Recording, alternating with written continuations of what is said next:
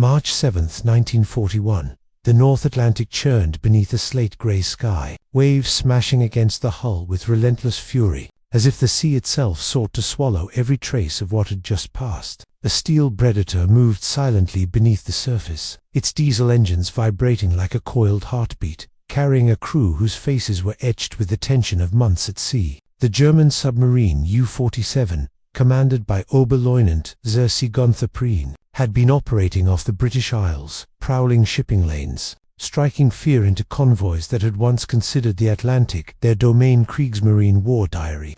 March 1941. Yet now, on this late winter morning, she seemed to vanish into the fog, leaving nothing but ripples and questions that would echo through naval intelligence circles for decades. The tension inside the U-47 had been constant, a low hum beneath every creak of the pressure hull. Sailors, seasoned in months of cat-and-mouse maneuvers, still flinched at every sonar ping or the faintest whisper of water against steel. Submarines like U-47 were designed for stealth, their very existence a study in mechanical and human precision. Every valve, periscope, and torpedo tube was the product of engineers in Kiel and Hamburg, whose calculations allowed a vessel to submerge for hours, to hunt unseen beneath hundreds of feet of icy water. Technical manual, U-47 systems, 1940. And yet, despite the mechanical perfection and the crew's disciplined routines, the Atlantic was vast, its moods unpredictable, and on this day, it seemed to swallow U-47 whole.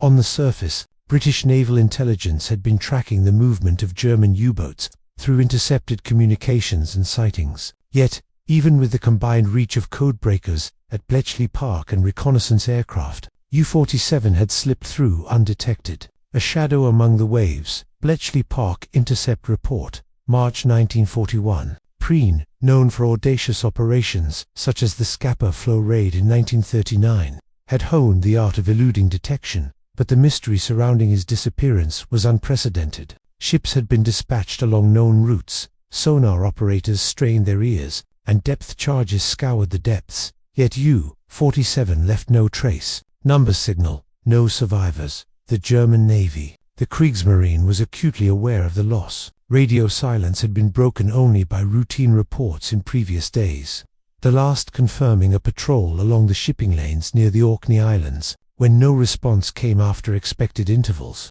Commanders convened in tension-laden rooms, charts spread wide, the air thick with cigarette smoke and the clatter of pencils marking probable positions. Every calculation was a desperate attempt to impose order on the chaos of the Atlantic, yet the theories varied wildly. Some speculated mechanical failure, others feared mines or unseen destroyers. The lack of concrete evidence only deepened the mystery. Kriegsmarine command log, March 1941. The Atlantic, however, has always been a merciless arbiter of war. Storms could tear through decks, currents could sweep vessels into oblivion, and undersea obstacles remained a constant threat. Yet U-47 had been tested, every system examined, every hull seemed reinforced for the crushing pressure of the depths. Her disappearance, therefore, suggested more than simple accident. It hinted at an enigma, a perfect storm of chance, technology, and human error. War, perhaps an unknown adversary. Sailors who had known her well whispered of ghost waters,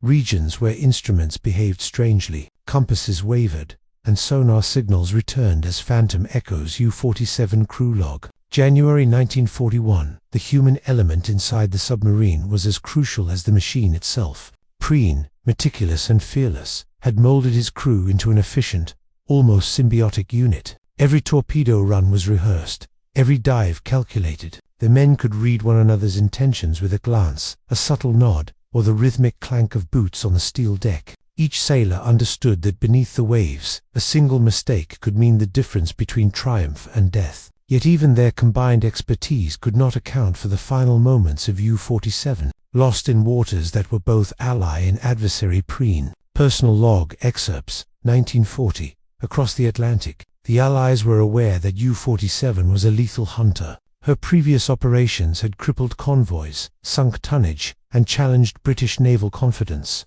Intelligence officers pored over reports of attacks, noting the precision and timing that seemed almost prescient. Convoys had begun to adopt evasive routing and armed escort patterns. But even these measures were often insufficient against a submarine that could vanish into shadow and strike with surgical lethality. Royal Navy After-Action Report.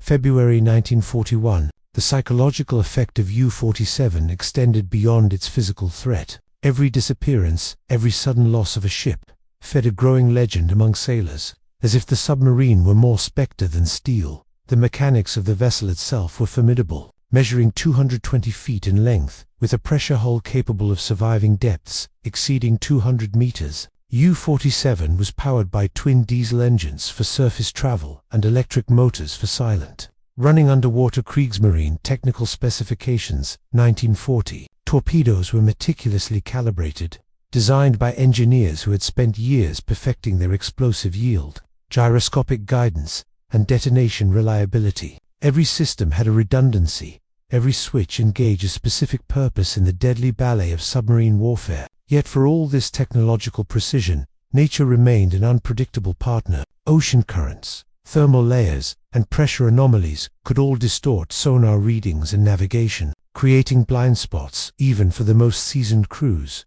Witnesses along shipping routes later recalled hearing nothing unusual: no explosion, no torpedo alarm, no distress flare. The Atlantic, vast and indifferent, claimed U-47 silently. This absence of evidence transformed the vessel from a military threat into a legend, a mystery debated in halls of power, in cafes, and in naval academies for decades to come. Each theory, whether suggesting catastrophic mechanical failure, sudden attack by unseen enemy vessels, or navigational error, carried weight. Yet none could be confirmed. U.S. Naval Intelligence Report, 1941. The disappearance resonated far beyond the Kriegsmarine. British and American intelligence agencies speculated about new German technologies, unseen tactical maneuvers, even supernatural explanations whispered by sailors who had faced U-boat attacks. Reports of ghostly periscopes, fleeting shadows beneath the waves, and unexplained sonar contacts fueled the imagination of those tracking the Atlantic War. U-47, in death as in life, had become a symbol of unpredictability in a conflict defined by strategy, technology, and discipline. Allied intelligence. Summary. 1941. Prien himself had survived Scapa Flow through a combination of daring navigation, precise timing, and exploitation of weaknesses in British harbour defences. His absence, now unresolved and complete, amplified the enigma. For the crew, the fate of their captain remained unknown, a shadow hanging over the ranks of the Kriegsmarine. Families waited for news that would never come. Ships continued to sail, convoys continued to move, but the legend of U-47 lingered, a silent predator lost to the depths. Kriegsmarine personnel files. 1941. Closing parenthesis.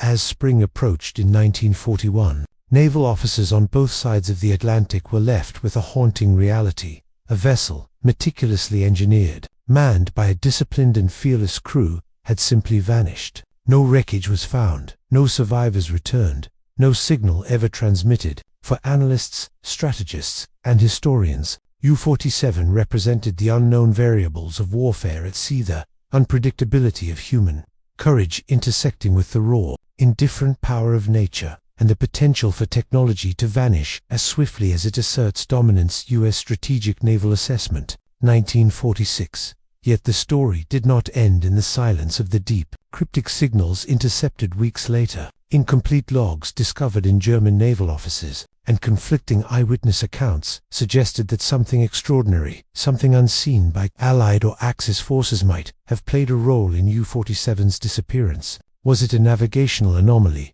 a hidden minefield, or some tactical innovation beyond contemporary knowledge? The clues were fragmentary, tantalizing, impossible to fully reconcile. Each possibility left more questions than answers, setting the stage for revelations that would challenge assumptions about undersea warfare and technological supremacy in the Second World War. Bundeswehr. Kriegsmarine Correspondence, 1941. And as the North Atlantic waves continued their eternal rhythm, carrying away the steel ghost of U-47, a singular truth emerged. History remembers not only victories and defeats, but mysteries, and for every sonar echo, every sonar silence, every report filed in smoke-filled rooms, the legend of U-47 only grew. Beneath the storm-lashed waves, the submarine's secrets lay waiting, unclaimed by man, untouched by time, preparing to reveal the hidden advantage that had allowed a single boat to defy detection and vanish in an ocean watched by fleets. What that advantage was, and how it would reshape naval warfare, would soon come to light, and with it, a story that would leave both admirers and adversaries questioning everything they thought they knew about the deadly ballet beneath the Atlantic waves. March 1939 had marked a turning point in submarine warfare. While navies around the world relied on doctrine inherited from the First World War surface engagement, wolfpack, coordination, and predictable patrol routes, U-47 operated as a different breed entirely. Beneath the waves, her diesel engines and electric motors, combined with an audacious commander and a technically gifted crew, produced an unpredictable, nearly invisible hunter. By the time March 1941 rolled around, the Kriegsmarine had perfected a blend of technology, training, and operational secrecy that left Allied planners scrambling for answers. Kriegsmarine Technical Review, 1940. The secret factor behind U-47's dominance was subtle yet decisive. Precision. Coordination between onboard technology and human decision. While most submarines relied on surface communication and primitive acoustic detection, Prien had instituted a new method of using silent running. Procedures in combination with periscope-based observation and dead reckoning navigation that few enemies anticipated. Each maneuver was pre-planned with exact timings, distances, and depth adjustments, often using minute ocean current readings that the Allies did not consider operationally significant. U-47 Technical Operational Log, 1940. In practical terms, this meant U-47 could enter heavily defended zones and strike without leaving the acoustic signature that would trigger escort vessels into counterattack patterns. The vessel itself was an engineering marvel of its era, measuring 220 feet in length with a beam of 20 feet. U-47's pressure hull was a double-layered construction of high-tensile steel capable of withstanding depths exceeding 200 meters. Kriegsmarine Engineering Manual, 1940. Twin Germaniaft diesel engines allowed surface speeds up to 17 knots, while two electric motors facilitated submerged speeds of 7.5 knots. Silent enough to pass beneath patrolling destroyers, her torpedo complement consisted of 14 Type VIIA torpedoes, each weighing 1.5 tons with an explosive charge, equivalent to 280 kilograms of TNT. These weapons were meticulously maintained and calibrated by onboard technicians trained in Hamburg and Kiel, ensuring reliability that outpaced Allied assessments of U-boat capability. Technical Manual TM9-294, 1943. Closing parenthesis. Production lines in German shipyards contributed to this advantage. At Germaniaft in Kiel, workers refined hull welding techniques that reduced weaknesses in pressure tolerances, while engineers at Blohm and Voss optimized battery capacity to allow prolonged, submerged operations. Even minor innovations, like sound dampening modifications around the propeller shaft, designed by naval engineer Otto Meyer, allowed U-47 to approach enemy convoys with near-zero acoustic signature.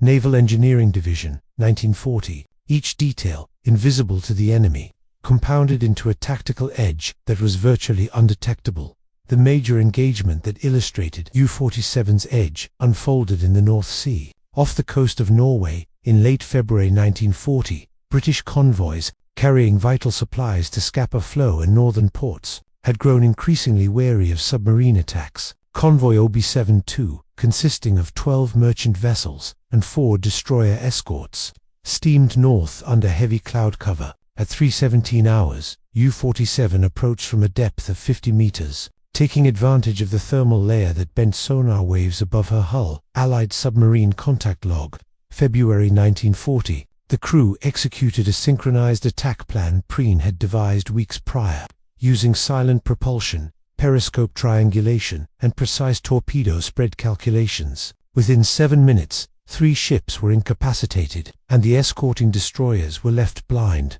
unable to triangulate the source of attack. Confusion dominated the enemy reports. No sonar trace, no surface wake. Impossible. Dramatized composite Royal Navy after-action report, February 1940.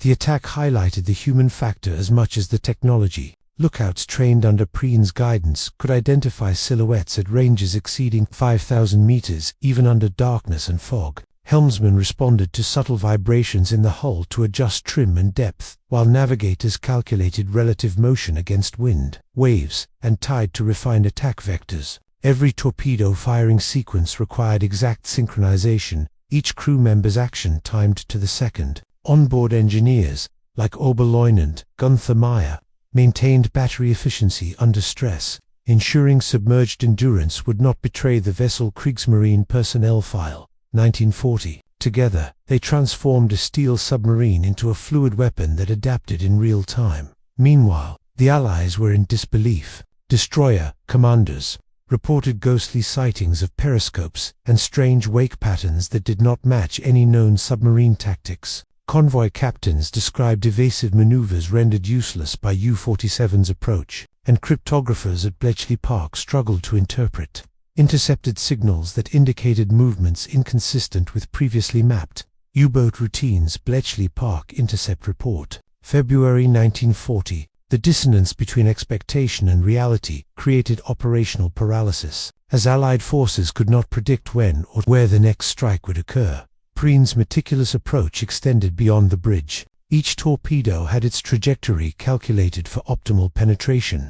Using the combined knowledge of mathematicians and naval engineers, depth settings were tested in controlled conditions in Kiel's harbor, accounting for temperature, salinity, and current speed. Even propeller pitch was adjusted to minimize cavitation, reducing the chance of detection by hydrophone's technical manual TM9 to 294, 1943. These incremental refinements, repeated across every system on board, meant that U-47 was not merely a weapon, it was a network of precision engineering and human skill, each component enhancing the other. The decisive moment of the OB-72 engagement exemplified U-47's tactical philosophy. Prien ordered the submarine to a shallow angle at 30 meters depth to optimize torpedo trajectory, while maintaining maximum stealth. Lookouts identified the lead merchant ship and calculated lead angles, factoring in ship speed, wind, and current. The first torpedo struck within 2 minutes of launch, detonating beneath the hull in a devastatingly effective pattern, while the following torpedoes disabled other ships. Escort vessels, trained to respond to conventional submarine tactics, were unable to react in time. By 3:45, U-47 had slipped away undetected, leaving chaos in her wake. Royal Navy Action Report, February 1940. The psychological effect of these operations cannot be overstated. Allied convoys began to operate with heightened anxiety, overcorrecting for potential attacks, and often misidentifying harmless anomalies as threats. Crew morale, already stressed by long deployments and rough seas, was chipped away by the unpredictability of U-47's strikes. Within the Kriegs, the success reinforced confidence in silent running, technical ingenuity, and precision coordination as decisive elements of undersea warfare. Kriegsmarine Strategic Assessment, 1940. In parallel, engineers and technicians onshore continued to refine U-47's systems. Diesel engine modifications by Werner Schultz improved fuel efficiency and reduced noise, while battery chemists optimized lead-acid cells for longer submerged endurance. Torpedo calibration specialists in Kiel verified gyroscopic guidance mechanisms that enhanced hit probability. Each improvement, seemingly minor, compounded to an advantage invisible to the enemy, one that would define submarine warfare in the early years of World War II. Technical Division, 1940. By the end of February 1940, U-47 had demonstrated a combination of stealth, technical superiority, and human precision that left Allied strategists scrambling. Every operation underscored a singular truth: in the vast, unforgiving expanse of the Atlantic, mastery over technology and environment, combined with audacious human decision-making, could allow a single submarine to operate with near impunity. The vessel had become a ghost, a legend, a mystery, not only because of what she sank, but because of what she represented: the hidden potential of coordination, precision, and innovation under pressure. U.S. Naval Intelligence Assessment, 1941. And yet, even this extraordinary combination of human skill and technical sophistication could not explain what would follow in March 1941. For after months of audacious patrols and calculated strikes, U-47 disappeared without a trace, leaving the world to puzzle over how a vessel so formidable, so finely tuned, could vanish into the Atlantic, as if swallowed by the sea itself. The stage was set for questions that would haunt naval officers, engineers, and historians alike, challenging every assumption about undersea warfare and the limits of human ingenuity. The secret advantage of U-47, its silent, precise, coordinated system, was proven deadly, but the ultimate mystery lay just beyond the horizon. The disappearance of U-47 in March 1941 reverberated across the Atlantic, and through the halls of Naval Command in Berlin and London alike. For the Kriegsmarine, the loss was a bitter combination of pride and anxiety. Prien's, notably his audacious infiltration of Scapa Flow, had set a standard for submarine warfare, a model of audacity coupled with technical mastery. Yet the absence of wreckage, survivors, or a single transmission created an unsettling void. Officers and analysts pored over charts, examined sonar traces, and scoured convoy logs, searching for patterns or clues. Every failure, mine strike, attacked by enemy destroyers, was equally plausible, and none could be confirmed. The Atlantic had consumed a vessel that had rewritten the rules of undersea engagement. Kriegsmarine Command Assessment. March 1941. For the Allies, U-47's vanishing act became more than a tactical mystery. It was a psychological weapon. Convoy commanders, already operating under stress and in constant fear of submarine attacks, were left questioning the very nature of undersea warfare. Reports of ghostly periscopes, fleeting sonar contacts, and inexplicable attacks in prior months created a climate of paranoia. Commanders at Scapa Flow and along the North Sea routes adjusted patrol patterns, convoy formations, and escort strategies, often expending resources chasing shadows rather than tangible threats. Royal Navy Tactical Review, 1941. U-47's disappearance, though unseen, continued to influence decisions, sowing fear and uncertainty in every planning room. The human cost of U-47's missions, both prior to and including her disappearance, was profound. The crew, trained to near perfection under Prien's leadership, had operated in conditions of extreme physical and mental stress. Submarines of this era imposed long hours, minimal sleep, and constant alertness, often in suffocating, claustrophobic compartments. Engineers, torpedo specialists, and navigators worked in tandem to maintain operational readiness. A single misstep in maintenance or calculation could prove fatal. The meticulous care applied by these men, credited by the Kriegsmarine as essential to the vessel's prior successes, underscored the symbiosis of human expertise and mechanical innovation. Kriegsmarine Personnel Files, 1941. The loss of U-47 meant the disappearance not just of steel and machinery, but of decades of accumulated skill and experience, leaving a vacuum in the tactical knowledge of submarine operations. Yet the technical legacy of U-47 endured.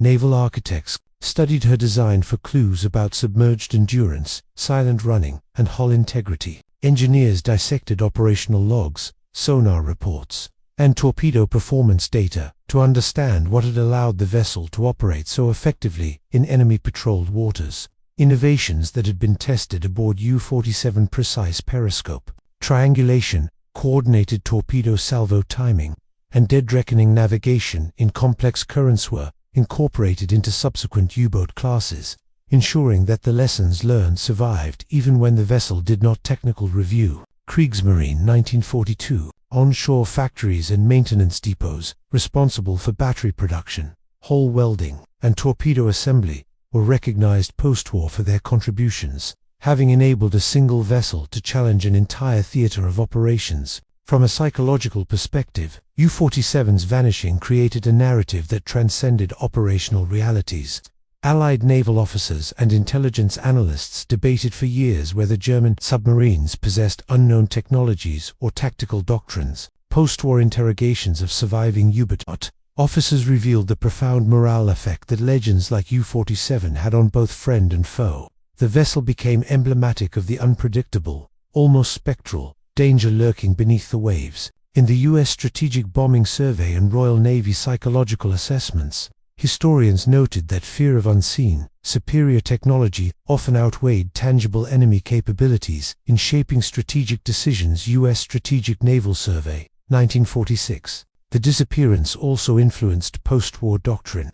Cold War submarine strategy incorporated lessons drawn from U-47's operations, silent propulsion, precise coordination of sensors and weapons, and the psychological impact of unpredictability. NATO and Soviet naval engineers alike studied operational principles that Prien had applied instinctively, maneuvering along thermal layers, exploiting blind spots in sonar coverage, and coordinating human decision-making with technical systems. The invisible hunter concept became foundational for submarine warfare, bridging the gap between technology and human strategy. NATO Naval Doctrine, 1952. U-47's story is equally a human tale of ingenuity, courage, and endurance. The vessel's engineers, from diesel technicians to torpedo calibrators, contributed invisible yet decisive elements to the war effort. Their work, often overlooked in the broader narrative of battle, ensured that every patrol maximized operational effectiveness. Maintenance routines were rigorous, with every engine, valve, and periscope inspected, tested, and adjusted.